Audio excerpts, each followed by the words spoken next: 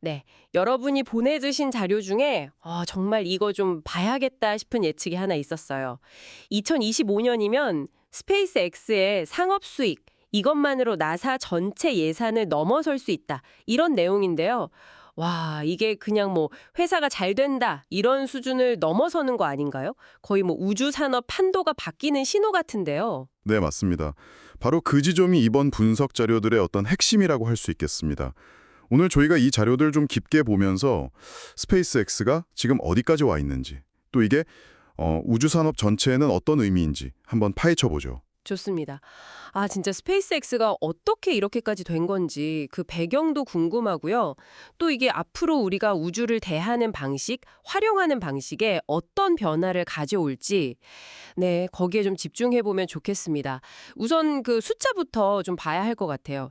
2025년에 스페이스X 예상 수익이 한 155억 달러? 근데 그중에 나사 관련 수익은 한 11억 달러밖에 안 된다. 이 분석이 흥미롭더라고요. 뭐 나사랑 기속 일은 하겠지만 무게중심이 완전히 민간 이쪽으로 확 넘어간다는 거잖아요. 이건 뭘 의미하는 걸까요? 네네. 그게 상징적인 거죠. 우주 산업의 주도권이랄까. 이게 이제 정부기관에서 민간 기업으로 넘어가고 있다는 아주 강력한 신호로 봐야 합니다. 그러니까 스페이스X는 더 이상 뭐 정부의 파트너 이 정도가 아니라 아예 독자적인 글로벌 우주 기업이다. 뭐 이렇게 봐야 한다는 분석이에요. 그렇군요. 역시 그 성공 요인으로 자료들은 다 발사체 기술을 제일 먼저 꼽네요.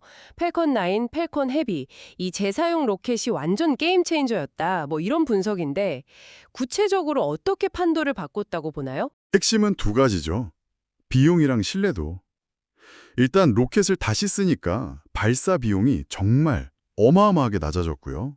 근데 그러면서도 발사 성공률은 또 굉장히 높아요. 그러니까 전 세계 위성 발사 시장의 수요를 거의 흡수하고 있죠. 여기에 이제 곧 스타쉽이라는 차세대 로켓까지 나오잖아요. 그러면 격차는 더 벌어질 수도 있습니다. 아, 발사체 말고 또 다른 성장 엔진은 뭘까요? 스타링크 프로젝트 얘기도 상당히 비중 있게 다루던데요. 아, 맞아요. 스타링크가 또 하나의 정말 중요한 축입니다. 벌써 위성을 6,000기 넘게 썼죠. 저궤도에 쫙 깔아서 전 세계에 특히 그동안 인터넷 쓰기 어려웠던 것들 있잖아요. 외딴 지역이나 바다 위, 비행기 안 이런 데 고속 인터넷을 제공하는 건데 이게 수요가 엄청나요. 군사 쪽이나 재난 대응에도 막 쓰이고 있고요.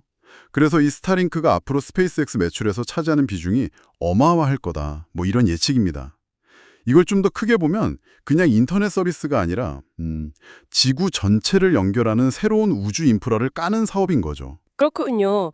유인 우주비행 쪽도 참 대단한 것 같아요.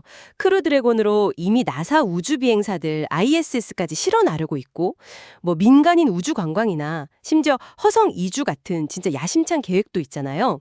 아, 그리고 나사 달 복귀 프로젝트 아르테미스에도 스타쉽으로 참여 계약을 했고요. 네. 유인 우주 비행은 스페이스X의 기술력 그리고 좀 비전을 보여주는 그런 분야죠. 이런 것들이 다 합쳐져서 기업 가치 평가도 천문학적입니다. 모건 스탠리 같은 데서는 이미 한 1,800억 달러 이렇게 보고 있고 스타링크 잘 되면 5천억 달러 넘을 수도 있다. 이런 전망까지 나오니까요. 물론 로켓랩이라든지 블루 오리진 같은 다른 기업들도 있고 각국 우주기관들도 계속 개발은 하고 있습니다만 현재로서는 스페이스X의 규모나 그 실행 속도를 따라가기가 좀 쉽지 않아 보인다는 게 종론이죠.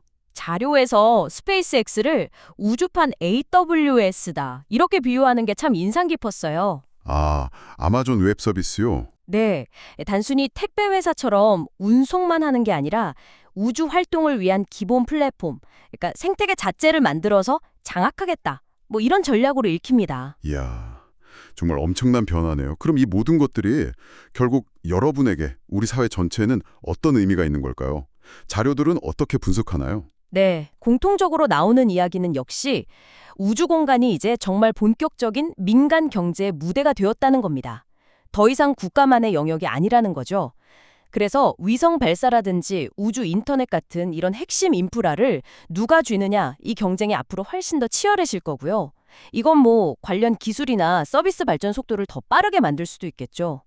이제 한국 같은 나라 입장에서는 정부가 주도하는 것 외에도 민간 기업들이 좀 자유롭게 뛰놀 수 있는 그런 우주 산업 생태계 이걸 빨리 만들어야 한다. 이런 과제를 던져주는 셈입니다.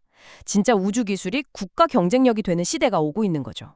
네, 오늘 쭉 살펴봤는데 스페이스X의 이런 재정적인 성과나 시장 지배력은 그냥 한 기업의 성공 이걸 넘어서는 것 같습니다. 우주를 개발하고 활용하는 방식이 자체가 근본적으로 바뀌고 있다. 이걸 보여주는 아주 중요한 지표 같아요. 맞습니다. 여기서 우리가 한 걸음 더 나아가서 좀 고민해 볼 지점이 있어요. 발사나 통신처럼 정말 필수적인 우주 인프라를 이렇게 민간 기업이 점점 더 장악하게 될 때 과연 우주 공간의 어떤 공공성 문제랄까요? 인류 공동의 유산이라는 그런 측면은 어떻게 지켜나갈 수 있을까? 또 특정 기업이나 국가가 우주로 가는 길을 통제하거나 그럴 가능성은 없을까? 이런 기술 발전 속도에 맞춰서 이런 윤리적인 또 제도적인 고민도 우리가 좀 더 깊게 해야 할 때가 아닌가 싶습니다. 앞으로 계속 지켜봐야 할 문제겠죠.